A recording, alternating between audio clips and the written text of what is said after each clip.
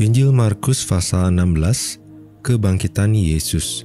Setelah lewat hari Sabat, Maria Magdalena dan Maria ibu Yakobus serta Salome membeli rempah-rempah untuk pergi meminyaki Yesus. Pada hari pertama minggu itu, pagi-pagi benar setelah matahari terbit, pergilah mereka ke kubur. Mereka berkata seorang kepada yang lain, "Siapa yang akan menggulingkan batu itu bagi kita dari pintu kubur?" Namun, ketika mereka melayang pandang, tampaklah batu itu sudah terguling. Batu itu memang sangat besar. Mereka masuk ke dalam kubur dan melihat seorang muda yang memakai jubah putih duduk di sebelah kanan.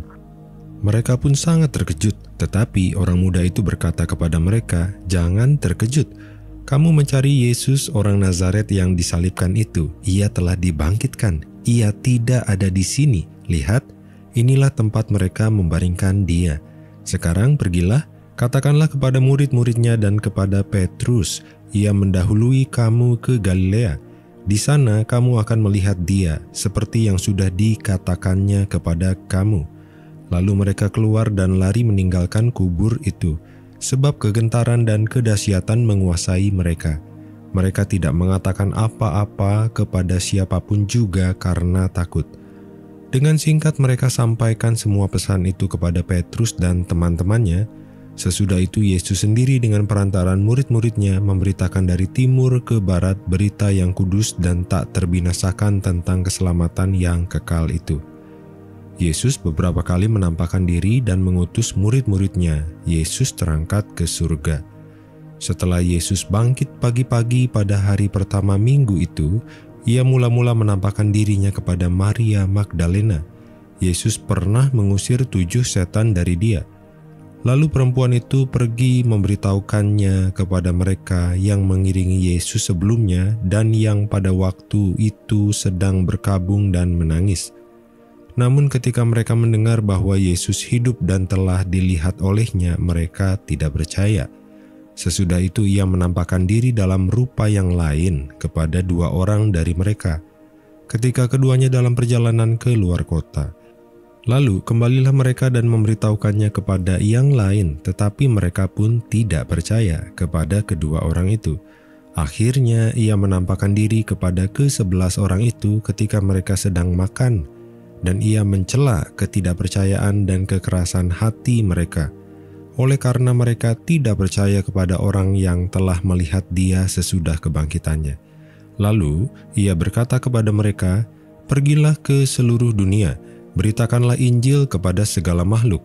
Siapa yang percaya dan dibaptis akan diselamatkan, tetapi siapa yang tidak percaya akan dihukum.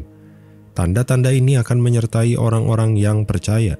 Mereka akan mengusir setan-setan demi namaku, mereka akan berbicara dalam bahasa-bahasa yang baru bagi mereka, mereka akan memegang ular dan sekalipun mereka minum racun yang mematikan, mereka tidak akan mendapat celaka.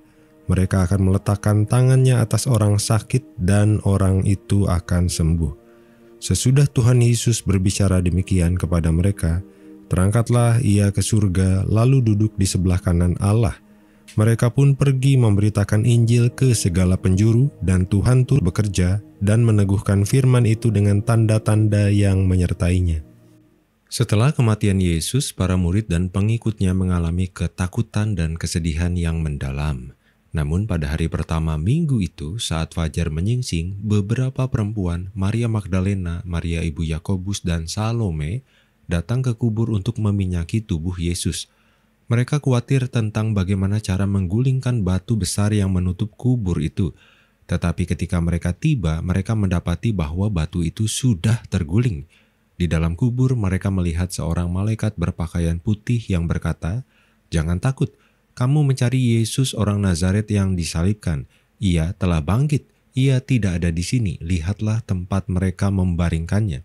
Inilah kabar terbesar dalam sejarah manusia. Yesus telah mengalahkan maut." Para perempuan itu diperintahkan untuk pergi dan memberitahukan kepada para murid, khususnya Petrus, bahwa Yesus akan mendahului mereka ke Galilea seperti yang telah ia katakan sebelumnya. Namun mereka diliputi rasa takut dan heran sehingga awalnya mereka tidak segera memberitahukan siapapun. Sementara itu, Yesus menampakkan diri pertama kali kepada Maria Magdalena. yang kemudian pergi dan memberitahu murid-murid lain, tetapi mereka tidak percaya. Yesus juga menampakkan diri kepada 2 murid dalam perjalanan ke luar kota, tetapi kesaksian mereka pun tidak dipercaya. Akhirnya, Yesus menampakkan diri kepada ke-11 murid dan menegur mereka karena ketidakpercayaan mereka. Tetapi kemudian ia memberi mereka perintah yang agung, pergilah ke seluruh dunia, beritakanlah Injil kepada segala makhluk. Setelah memberikan perintah ini, Yesus naik ke surga dan duduk di sebelah kanan Allah. Namun pekerjaannya di dunia tidak berakhir. Melalui murid-muridnya, Injil mulai diberitakan ke seluruh dunia. Dan Tuhan bekerja bersama mereka dengan tanda-tanda yang menyertai pemberitaan itu. Kebangkitan Yesus bukan hanya sekedar kisah masa lalu, tetapi merupakan dasar dari iman Kristen. Karena Yesus hidup, kita memiliki pengharapan yang pasti akan kehidupan kekal. Kebangkitannya membuktikan bahwa dosa dan kematian telah dikalahkan, dan setiap orang yang percaya kepadanya akan menerima hidup yang kekal. Bagaimana kita menanggapi kebangkitan Yesus? Apakah kita seperti para murid masih ragu dan takut? Atau apakah kita akan menerima dan memberitakan kabar baik ini kepada dunia? Yesus yang bangkit memanggil kita untuk percaya dan mengikutinya. Sudahkah kita menerima kemenangannya sebagai kemenangan kita juga?